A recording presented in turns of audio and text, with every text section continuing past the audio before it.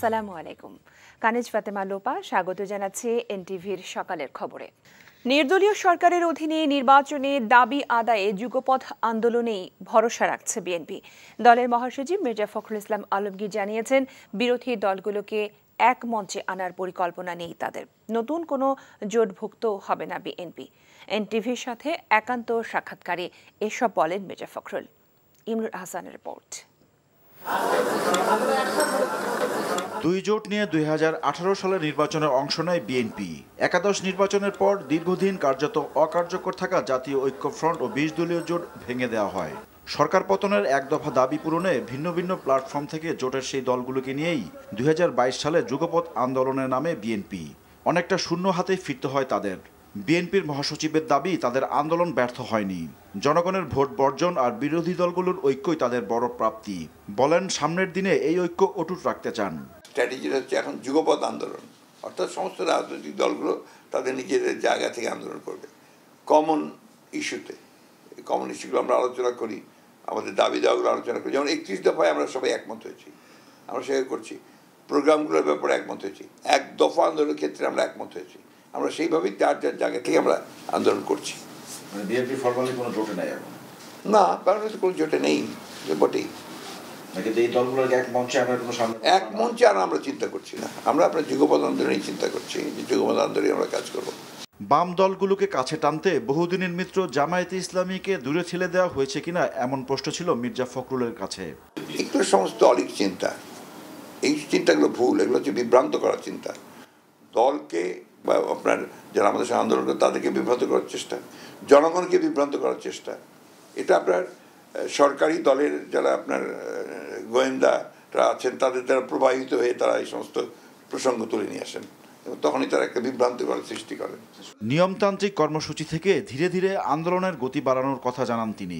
আন্দোলন তো একদম কখনো শেষ হয়ে যায় না। আপনার 28 তারিখে আন্দোলনটা সরকারের দমন নীতির কারণে আপনার কিছুটা বাধাপ্রাপ্ত হলেও সেই আন্দোলন কিন্তু চলমান আন্দোলন আছে এবং আমরা সেটাকে আরও তীব্র থেকে তীব্রতর করার জন্যে আমরা কাজ করছি এবং ভবিষ্যতে আমরা এই আন্দোলনকে আরও তীব্র করে গড়ে তুলব। কারণ আন্দোলনের তো কোনো বিকল্প নেই। আমরা আপনার বিভিন্ন কৌশল নেব, কৌশল তো আমরা অবশ্যই নেব, সঠিকভাবে নেব। সরকারকে বাধ্য করার ব্যাপারটা, সরিয়ে দেওয়ার ব্যাপারটা, এটার জন্য আপনার আরও আন্দোলন করতে হবে, আরও ত্যাগ স্বীকার করতে হবে। এটাই বাস্তবতা। একদিনে কখনো আপনার সবকিছু পাওয়া যায় না। রাজনৈতিক দলের পাশাপাশি পেশাজীবী ও সুশীল সমাজকেও এবার বিএনপি তাদের আন্দোলনে সম্পৃক্ত করতে চায় বলে জানান মির্জা ফখরুল। Imrul Hasan, NTV news, Dhaka. এখন জন্ম সনদ দিয়ে খোলো বিকাশ স্টুডেন্ট অ্যাকাউন্ট। নিজের বিকাশ নিজে কর। ডিএমপি সাবেক কমিশনার আসাদুজ্জামান মিয়ার বিরুদ্ধে ওঠা অবৈধ সম্পদ অর্জনের অভিযোগ অনুসন্ধান করতে দুর্নীতি দমন কমিশনকে চিঠি দিয়েছেন হাইকোর্টের আইনজীবী সালাউদ্দিন রিগান। চিঠিতে তিনি উল্লেখ করেছেন, সম্প্রতি আসাদুজ্জামান মিয়ার বিপুল সম্পত্তি নিয়ে জাতীয় দৈনিকে প্রতিবেদন প্রকাশিত হয়েছে। তারপরও দুদক তা অনুসন্ধানে কোনো পদক্ষেপ নেয়নি, যা দুদকের নিষ্ক্রিয়তা প্রকাশ করে।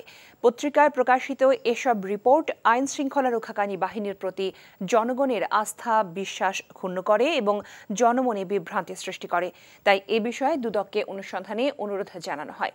এদিকে সাবেক আইজিপি বেনজির আহমেদের রূপগঞ্জ, গুলশান, বাড্ডা, আদাবর ও বান্দরবানের জব্দকৃত সম্পত্তি রক্ষণাবেক্ষণের জন্য তত্ত্বাবধায়ক নিয়োগের নির্দেশ দিয়েছে আদালত।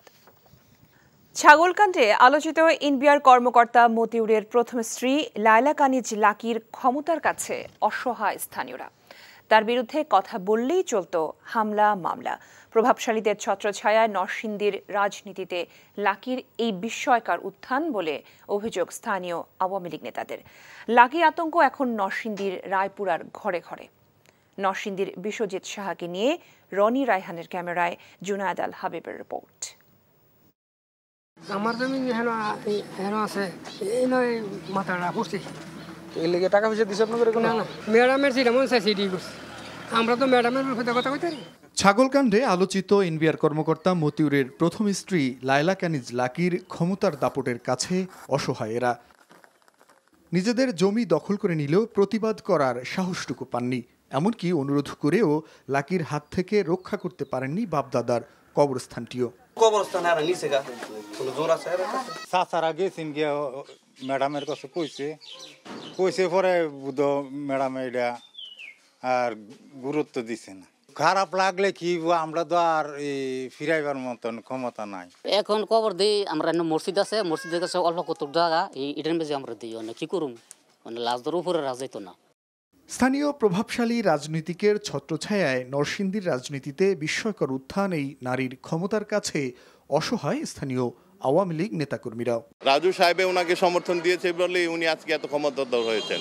এগুলোই আজকে আমার দলের জন্য এবং এই সরকারের জন্য আজকের ভাবমূর্তি ক্ষুণ্ণ করছে। রাজু ভাইয়ের ছত্রছায়া যখন উনি চলে গেল তখন উনি মানে রায়পুরা কেন সারা নরসিংদীর দরাচোয়ার আধিপত্য বিস্তার করেছেন।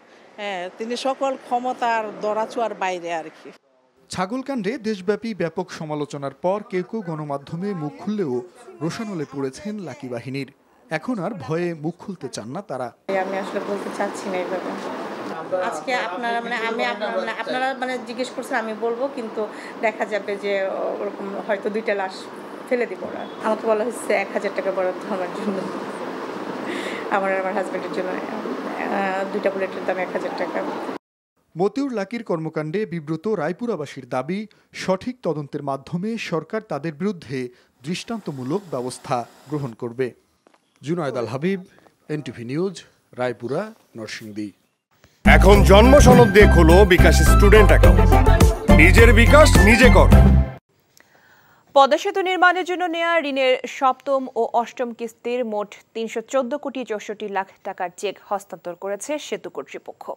প্রধানমন্ত্রী শেখ হাসিনার উপস্থিতিতে সড়ক পরিবহন ও সেতুমন্ত্রী ওবায়দুল কাদের এই চেক অর্থ সচিবের কাছে হস্তান্তর করেন। পদ্মা সেতু নির্মাণের জন্য সরকারের অর্থ বিভাগ 32,605 কোটি টাকা সেতু বিভাগকে ঋণ হিসেবে দেয়। পদ্মা সেতু চালু হওয়ার পর এ পর্যন্ত 8 কিস্তিতে সরকারকে 1,262 কোটি 66 লাখ টাকা পরিশোধ করেছে সেতু কর্তৃপক্ষ। এ সময় পদ্মা সেতু থেকে 1,653 কোটি 71 লাখ টাকা টোল আদায় করা হয়েছে এবং তা থেকে ভ্যাট হিসেবে 224 কোটি টাকা সরকারকে রাজস্বও দেওয়া হয়েছে। পররাষ্ট্রমন্ত্রী ডক্টর হাসান মাহমুদ বলেছেন, প্রধানমন্ত্রীর চীন সফর খুবই তাৎপর্যপূর্ণ, তার কারণ সেই সফরে রোহিঙ্গা প্রত্যাবাসন সহ অনেক গুরুত্বপূর্ণ প্রকল্প নিয়ে আলোচনা হবে। বৃহস্পতিবার দুপুরে পররাষ্ট্র মন্ত্রণালয়ের সভাকক্ষে হাইয়ার এডুকেশন ইন বাংলাদেশ ও আমি প্রীতিলতা বইয়ের মোড়ক উন্মোচন অনুষ্ঠানে সাংবাদিকদের প্রশ্নের জবাবে তিনি এসব কথা বলেন। তিস্তা প্রকল্পে ভারত নাকি চীনের সহায়তা গ্রহণ করা হবে এমন প্রশ্নে মন্ত্রী বলেন, বাংলাদেশের প্রয়োজন অনুযায়ী ভারত সহায়তা করলে সেটাই ভালো হবে। ভারত বাংলাদেশ ট্রেন যোগাযোগে 2 দেশই লাভবান হবে বলে জানান পররাষ্ট্রমন্ত্রী। ঝিনাইদহ 4 আসনের সংসদ সদস্য আনোয়ারুল আজিম হত্যাকাণ্ডের ঘটনায় কিলিং মিশনের অংশ নেওয়া সব আসামিকে গ্রেফতার করা হয়েছে বলে জানিয়েছেন গোয়েন্দা পুলিশের অতিরিক্ত কমিশনার হারুনা রশিদ। বৃহস্পতিবার দুপুরে ঢাকা মহানগর পুলিশের মিডিয়া সেন্টারে ব্রিফিংয়ে কথা জানান তিনি। তবে চাঞ্চল্যকর ওই হত্যাকাণ্ডের মূল পরিকল্পনাকারী তথা মাস্টার মাইন্ড আখতারুজ্জামান শাহীন এখনও রয়েছেন ধরাছোঁয়ার বাইরে, কারণ ওই খুনি এখন অবস্থান করছে দেশের বাইরে, এমনটাও জানিয়েছেন ডিবি প্রধান। কী কারণে সংসদ সদস্য আনোয়ারুল আজিমকে খুন করা হয়েছে তা এখনও অজানা পুলিশের কাছে। তবে হত্যার পেছনে রাজনীতি, ব্যবসা না ব্যক্তিগত দ্বন্দ্ব রয়েছে তা খতিয়ে দেখা হচ্ছে বলেও জানান ডিবি প্রধান। এদিকে চট্টগ্রামের সীতাকুণ্ড থেকে গ্রেফতার হওয়া 2 আসামি ফয়সাল ও মুস্তাফিজের 6 দিনের রিমান্ড মঞ্জুর করে আদালত। কলকাতার নিউটাউনস্থ সঞ্জীবা গার্ডেন পরিদর্শনে কিলিং মিশনের যে 7 জন, এই 7 জনের মধ্যে 7 জনই কিন্তু আটক আছে।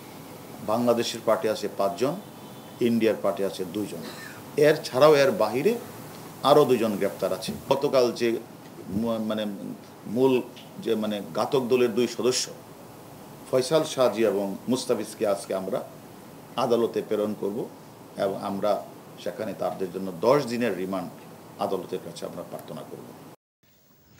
ঢাকায় নিযুক্ত 13 দেশের রাষ্ট্রদূত ও মিশন প্রধানদের নিয়ে চাঁপাইনবাবগঞ্জে আমবাগান পরিদর্শন করেছেন কৃষিমন্ত্রী ডক্টর মোহাম্মদ আব্দুস শহীদ। বৃহস্পতিবার সকালে নাচল উপজেলার কান্দবনা গ্রামে বাগান পরিদর্শনকালে উত্তম কৃষি চর্চা অনুসরণ করে নিরাপদ আম উৎপাদনের কার্যক্রম তুলে ধরা হয়। সুস্বাদু ফলটির রফতানি বাড়াতে নানা উদ্যোগের কথা জানান মন্ত্রী। এ সময় Brunei, Australia, Indonesia, Malaysia, Philippines, Pakistan, Singapore, Thailand, Bhutan, Vietnam, Sri Lanka, Myanmar ও লিবিয়ার রাষ্ট্রদূত ও বিশ্বব্যাংক এবং আন্তর্জাতিক কৃষি উন্নয়ন তহবিলের কান্ট্রি ডিরেক্টর সহ অন্যরা উপস্থিত ছিলেন। কৃষিমন্ত্রী ছাড়াও পরিদর্শন দলে ছিলেন বাণিজ্য প্রতিমন্ত্রী আহসানুল ইসলাম টিটু, কৃষি ও পররাষ্ট্র মন্ত্রণালয়ের ঊর্ধ্বতন কর্মকর্তারা। বগুড়া জেলা কারাগারের কন্ডেম সেলের ছাদ ফুটো করে মৃত্যুদণ্ডপ্রাপ্ত 4 কয়েদি পালানোর ঘটনায় দায়িত্বে অবহেলার কারণে কারারক্ষী দুলাল হোসেন, আব্দুল মতিন এবং আরিফুল ইসলামকে সাময়িক বরখাস্ত করা হয়েছে। এই ঘটনায় অতিরিক্ত মহাকারা পরিদর্শক কর্নেল শেখ সুজাউর রহমানকে প্রধান করে 3 সদস্যের তদন্ত কমিটি গঠন করা হয়েছে। কারা কর্তৃপক্ষ 5 কর্মদিবসের মধ্যে প্রতিবেদন জমা দিতে বলা হয়েছে। এদিকে এই ঘটনায় কারাগারের জেলার ফরিদুর রহমান বাদী হয়ে সদর থানার মামলা করেছেন। সেই মামলায় গ্রেফতার দেখিয়ে কয়েদিদের বুধবার রাতেই কারাগারে পাঠানো হয়েছে। মঙ্গলবার রাতে বগুড়া কারাগারের ছাদ ছিদ্র করে চাদর দিয়ে রশি বানিয়ে জেলখানার উঁচু দেয়াল পার হয়ে পালিয়েছিল মৃত্যুদণ্ডপ্রাপ্ত 4 আসামি। ভোররাতে শহরের চেলোপাড়া চাষি বাজারের সামনে থেকে তাদের গ্রেফতার করা হয়। 3 ঘণ্টা পর ঢাকার সঙ্গে উত্তরবঙ্গে ট্রেন চলাচল স্বাভাবিক হয়েছে। এর আগে গাজীপুরে কুড়িগ্রাম এক্সপ্রেসের বিকল ইঞ্জিন সরিয়ে নিয়ে নতুন ইঞ্জিন লাগানো হয়।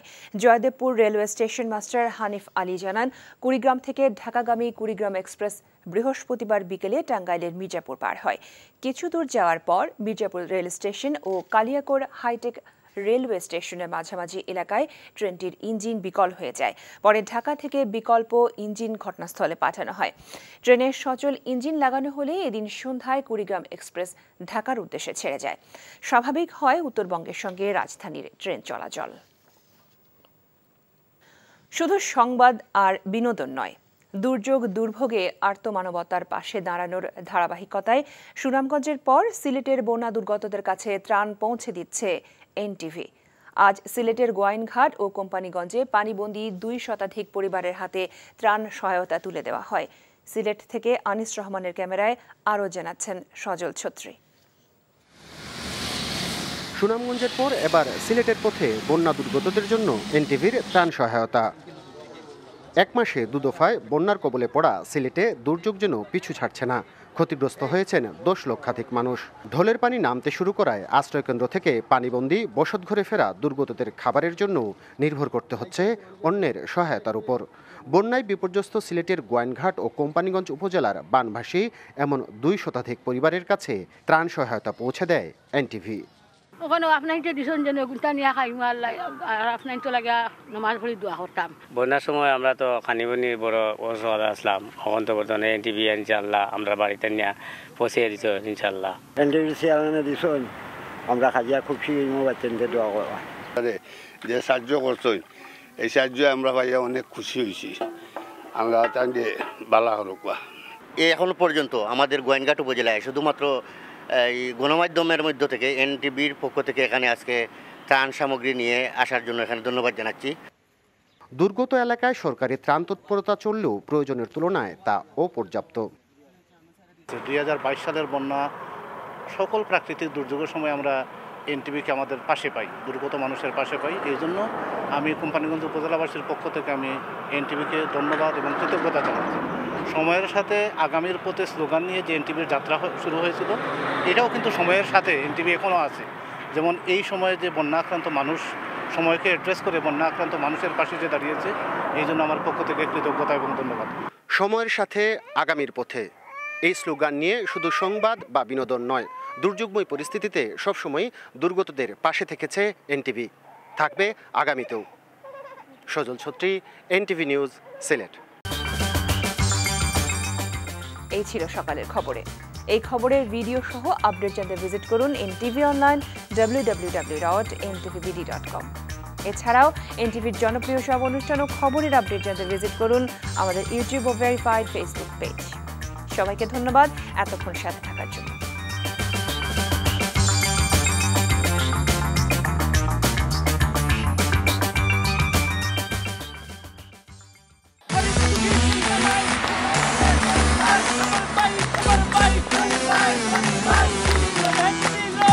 Bye.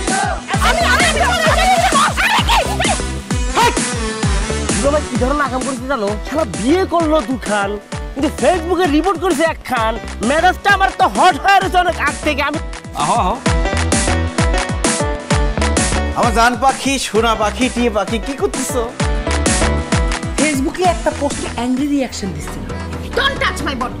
বড় বউয়ের প্রতি অনেক কি বেশি না মায়া মহব্বত, যাও তারে গিয়া দেখাও। আমার কাছে আইছো কেলা? প্রথমে আমার ঘরে না এসে আমার চোখের সামনে দিয়ে গট গট করে ছোট বউয়ের রুমের মধ্যে চলে যাও কোন সাহসে? আমি ভাবছিলাম তুমি বড় বউ বড় বইনের মতো থাকবা, কিন্তু তুমি বাইরে হইছো আস্তে একটা ডাইনি বুড়ি। আমি সাক্ষাৎ ডাইনি আর তুমি সোনার ময়না পাখি। এই চুপ করো।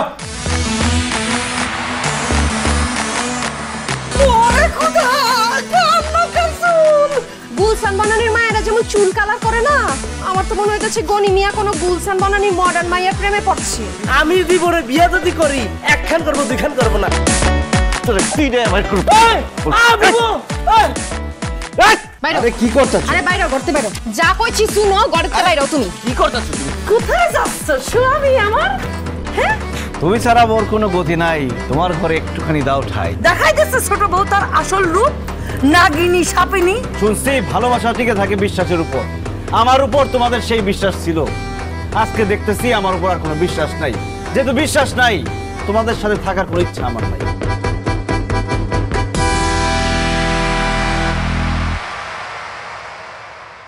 এখন জন্ম সনদ দিয়ে খোলো বিকাশ স্টুডেন্ট অ্যাকাউন্ট।